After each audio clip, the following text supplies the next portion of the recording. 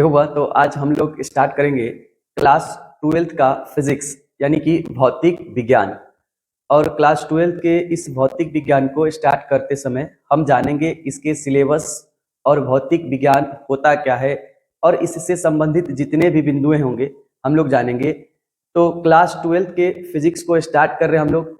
इस फिजिक्स में हम लोग मेनली कवर करने वाले हैं बिहार बोर्ड को। क्लास 12th के फिजिक्स में हम लोग क्या कवर करेंगे, बिहार बोर्ड के सिलेबस को। यानी हमारा पूरा फोकस रहेगा बीएसईबी यानी कि बिहार बोर्ड जो एग्जाम लेता है क्लास 12 के, उसी सिलेबस को पूरे कंप्लीट करेंगे। इसके साथ साथ हमारा एक बेस मजबूत होते चलेगा कॉम्पिटिटिव व्यू के तौर पर, जैसे एनडीए हो गया, एयरफोर्स हो जाए, नेवी हो जाए, कोस्ट गार्ड हो जाए, पॉलिटेक्निक, नीट, जेई मेंस की जो थ्योरी का कंसेप्ट होगा हमारे इस सिलेबस के थ्रू आपको कंप्लीट कराया जाएगा। और जो हमारा मेन फोकस है, हम लोग इस 12th के फिजिक्स में मेनली फोकस करेंगे तो बिहार बोर्ड को फोकस करते हुए चलेंगे। अब हम जानते हैं इस फिजिक्स के बारे में आगे टॉपिक में। देखिए इसके आगे तो सबसे पहला बात कि हम लोग पढ़ने जा रहे हैं भौतिकी, या इसको हम कहते हैं भौतिक विज्ञान। ये तो हमारे हो गए हिंदी नाम, इसको हम लोग इंग्लिश में कहते हैं फिजिक्स। ये हमारे हिंदी नाम हो गए और इसको हम लोग इंग्लिश में कहते हैं फिजिक्स। यानी कि जो ये फिजिक्स है ये एक इंग्लिश वर्ड है और इस वर्ड की उत्पत्ति कहाँ से हुई तो हम जानेंगे। जो ये फिजिक्स का नामकरण है कहाँ से किया गया, इसके लिए कौन सा शब्द आया, ये नेक्स्ट पेज पर देखिए, यहाँ पर लिखा हुआ है फिजिक्स। जो फिजिक्स है एक ग्रीक वर्ड से बना है। कैसे वर्ड से बना हुआ? ग्रीक वर्ड से। ग्रीक वर्ड यानी ग्रीक भाषा में हम लोग को एक शब्द है यहाँ से फ्यूसिस, ये भी है फ्यूसिस, ये भी है फ्यूसिस। तीन अलग अलग स्पेलिंग देखने को आपको मिलेगा, लेकिन तीनों का उच्चारण होता है फ्यूसिस। फ्यूसिस का ग्रीक में मतलब होता है नेचर, यानी जिसको हिंदी में कहें प्राकृत। ये तीनों के तीनों शब्द सही है, तीनों को फ्यूसिस कहते हैं। ये ग्रीक शब्द है, इसका अर्थ ग्रीक भाषा में होता है प्राकृत। और इस ग्रीक वर्ड को लेकर के ही हमारा इंग्लिश नामकरण हुआ, यानी हमारा इंग्लिश लैंग्वेज में एक वर्ड बना जिसको हम लोग कहते हैं फिजिक्स। ये फिजिक्स इंग्लिश वर्ड है, ये सभी ग्रीक शब्द हैं। इन्हीं ग्रीक शब्दों की मदद से हमारा ये फिजिक्स अंग्रेजी वाला शब्द बनाया गया। और हम लोग इस फिजिक्स को अपने भाषा हिंदी में क्या कहते हैं? भौतिकी या भौतिक विज्ञान। फ्यूसिस का अर्थ क्या होता है? तो नेचर इंग्लिश में कहें, हिंदी में कहें प्राकृत। जैसे कोई भी भाषा होता है उस भाषा में वर्ड का जो अर्थ होता है, मीनिंग होता है, वही मीनिंग यहाँ पर लिया गया है। तो ग्रीक में फ्यूसिस का अर्थ समझा जाए तो क्या होगा? प्रकृति यानी नेचर। ये जो नामकरण है फिजिक्स का वो हम लोग जाने की कहाँ से हुआ, तो एक ग्रीक वाले शब्द से इस फिजिक्स का नामकरण हुआ, जिसको हम लोग हिंदी में कहते हैं भौतिकी या भौतिक विज्ञान। अब हम लोग आगे जानेंगे कि ये भौतिकी या भौतिक विज्ञान होता क्या है, जिसको अंग्रेजी में क्या कहते हैं? फिजिक्स। आइए यहाँ पर डेफिनेशन पढ़ते हैं। विज्ञान की वह शाखा जिसके अंतर्गत प्रकृति में होने वाली घटनाओं का अध्ययन किया जाता है उसे भौतिक विज्ञान कहते हैं। यानी कि ये जो प्रकृति है, जितनी हम अपनी आंखों से देख रहे हैं, ये सभी चीज ही तो प्रकृति है। तो यानी कि इस प्रकृति में जो भी घटनाएं घटती है उस घटना का अध्ययन विज्ञान के जिस शाखा में किया जाता है उसी को कहते हैं भौतिक विज्ञान। यानी कि प्रकृति में जितनी भी घटनाएं घटे, जैसे कि बल्ब का जलना, हम लोगों का हंसना, बोलना, पढ़ना, फैन चलना, गाड़ी चलना, जितनी भी प्रकार की घटनाएं इस प्रकृति में घटती है, सूर्य का निकलना, सूर्य से प्रकाश का आना, ये सभी घटनाएं जो प्रकृति में घटित हो रही है उसका अध्ययन हम लोग विज्ञान की जिस शाखा में करते हैं उसी शाखा को कहते हैं भौतिक विज्ञान। हम लोग जाने कि भौतिक विज्ञान, जिसको अंग्रेजी में फिजिक्स कहते हैं, इस शब्द की उत्पत्ति ग्रीक वर्ड से हुआ, जिसको ग्रीक वर्ड में फ्यूसिस बोला जाता है। वहां से नामकरण स्टार्ट हुआ। और फिजिक्स होता क्या, यानी भौतिक होता क्या है? ये साइंस की एक ब्रांच है जिसमें हम लोग नेचर में ऑकर्स होने वाली फेनोमेना के बारे में अध्ययन करते हैं। अब बात आएगी कि ये जो फिजिक्स है इसके जनक कौन है, फिजिक्स के जनक कौन है? तो देखिए फिजिक्स के जो मुख्य जनक है वो सर आइजक न्यूटन है।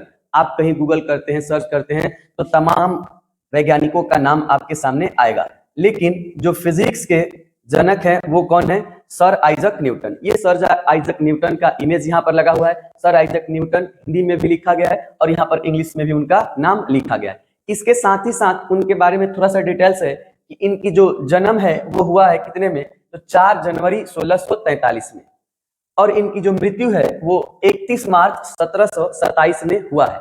इनका जो जन्म है वो इंग्लैंड में ही हुआ है और इनका मृत्यु भी इंग्लैंड में ही हुआ है, यानी कि जिस स्थली यानी जिस देश में ये जन्म लिए हैं उसी देश में इनका मृत्यु भी हुआ है। इंग्लैंड को संक्षिप्त में यूके कहते हैं, यानी यूनाइटेड किंगडम।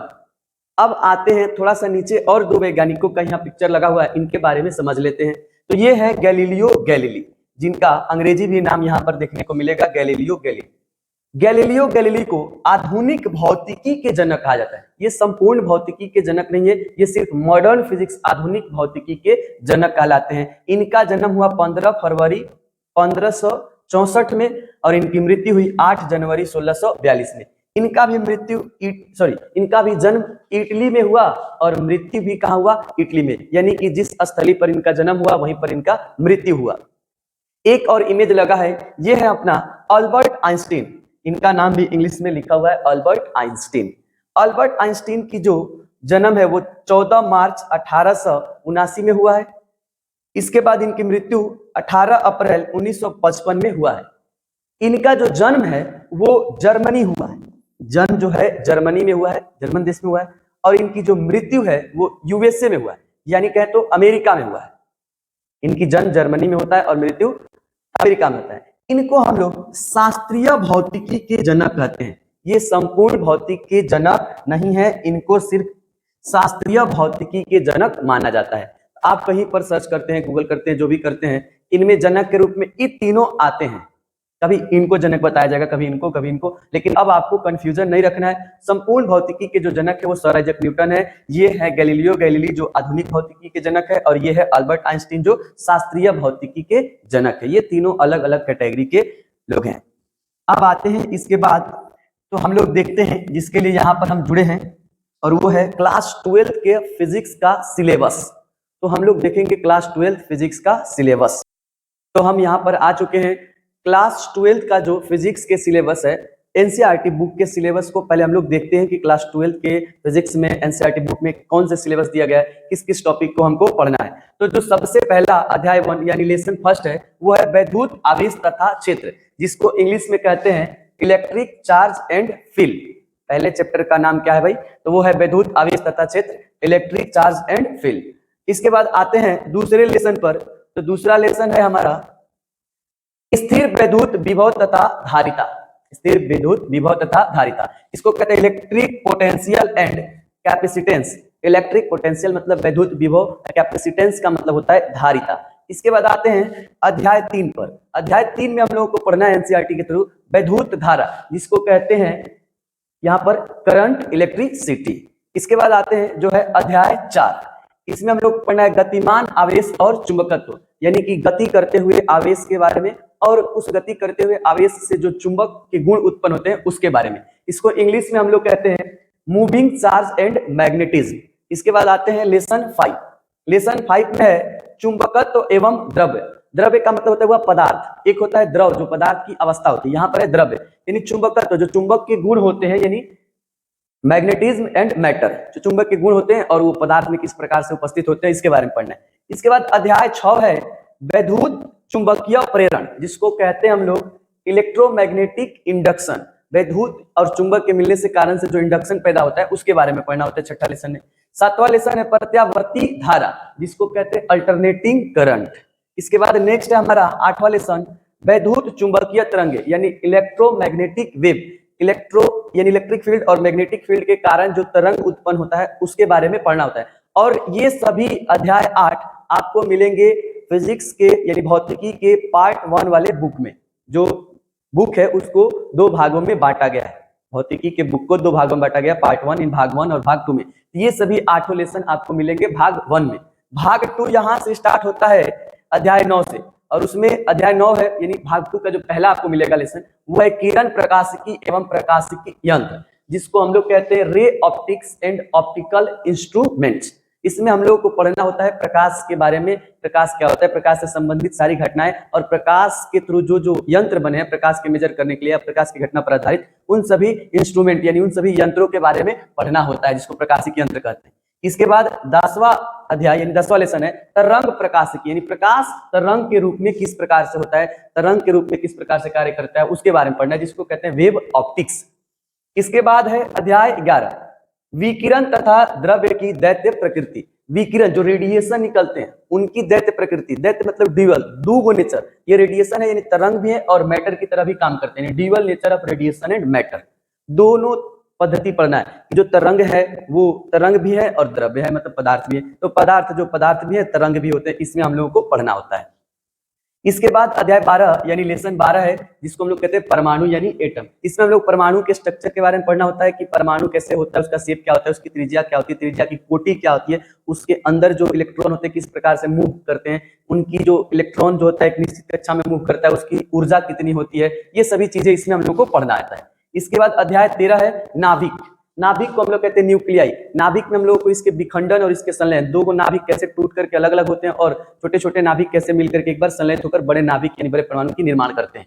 इसके बाद अध्याय 14 है यानी लेसन 14 अर्धचालक इलेक्ट्रॉनिक पदार्थ युक्तियां तथा सरल परिपथ, यानी जिसको कहते हैं सेमीकंडक्टर, अर्धचालक, इलेक्ट्रॉनिक्स ये भी है, मटेरियल्स मतलब पदार्थ, इसके बाद डिवाइसेस मतलब युक्तियां मशीन, एंड सिंपल सर्किट यानी साधारण परिपथ, यानी हम लोग को इसमें पढ़ना होता है अर्धचालक के बारे में, इलेक्ट्रॉनिक जो मशीन होती है, इलेक्ट्रॉनिक सरल परिपथ होता है, इसके बाद जो डिवाइसेस होते हैं यंत्र होते हैं वो सब के बारे में हम लोगों को पढ़ना है। जैसे कहे तो जैसे कि फोन में एक बटन होता है एक, उस पे कीपैड वाले बटन फोन में आप देखेंगे एक लिखा रहता है, एक दबाने पर एक भी आ जाता है, उसको प्रेस करते रहने पर कभी ए आता है, बी आता है, सी आता है, फिर उसी से हिंदी लेटर भी आ जाता है। तो इन सभी चीजों को हम लोगों को पढ़ना है इसी चैप्टर में, अर्धचालक, इलेक्ट्रॉनिक्स, परिपथ और जो सरल परिपथ है और युक्तियां है इसमें हम लोग को पढ़ना है। इसके बाद लास्ट चैप्टर है हमारा संचार व्यवस्था, कम्युनिकेशन सिस्टम। इसमें हम लोगों को पढ़ना होता है कि जो रेडियो है, फोन है, टेलीविजन है, इन सभी की जो फ्रीक्वेंसी होती है, तरंग की रेंज वो कैसे होती है, किस प्रकार की होती है, टावर की ऊंचाई कितनी रखनी पड़ती है ताकि हम लोगों के पास वेव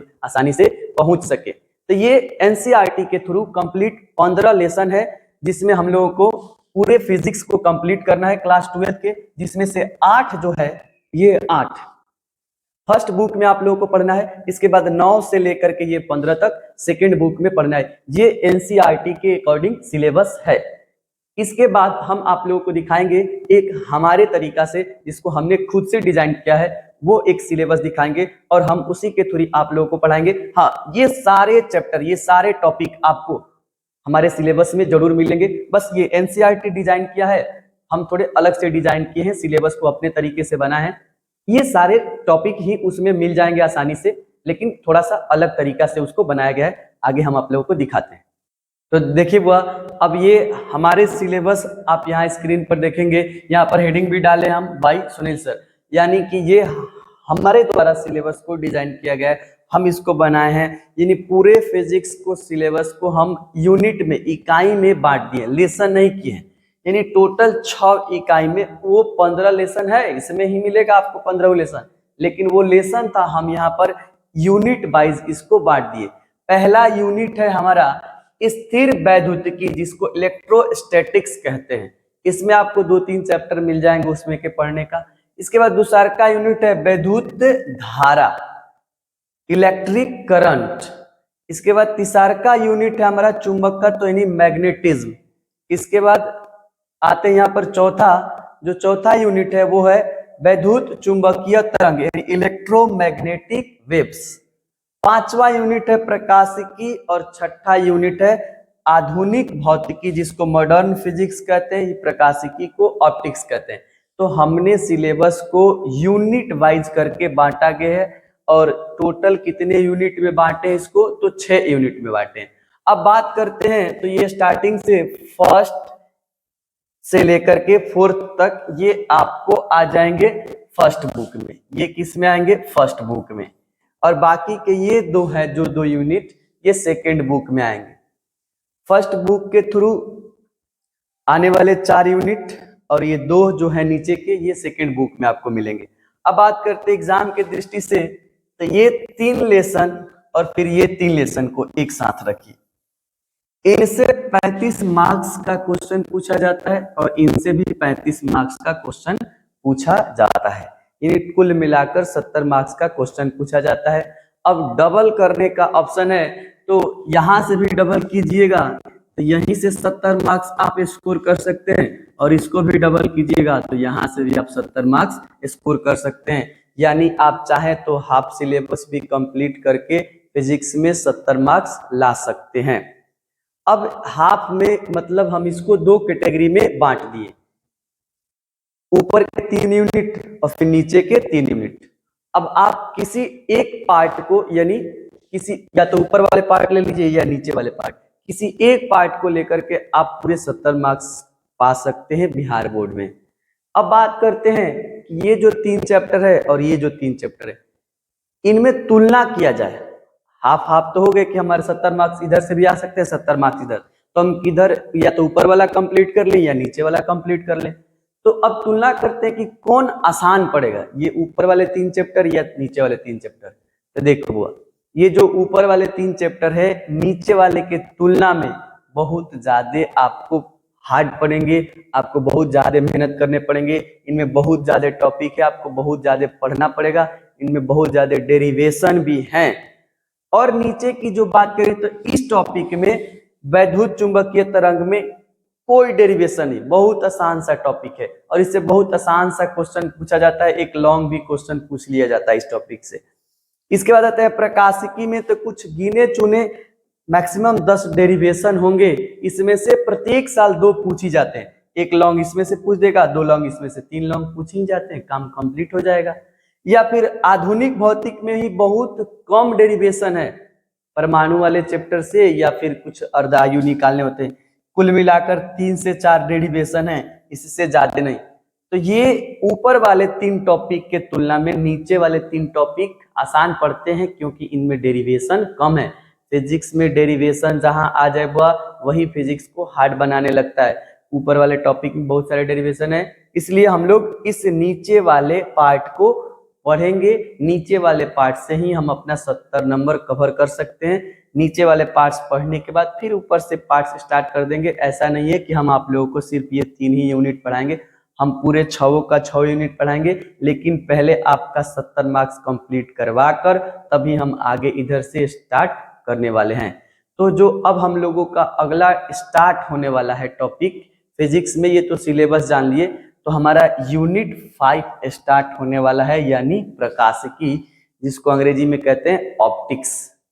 तो अब हमारा वीडियो आएगा जिसमें सीधे पढ़ाई स्टार्ट होगा और वो फिजिक्स का एक यूनिट स्टार्ट करेंगे जिसका नाम है प्रकाशिकी। तो नेक्स्ट वीडियो में देखिए फिजिक्स का एकदम डिटेल्स पढ़ाई प्रकाशिकी के साथ। तब तक आज के लिए इतना ही।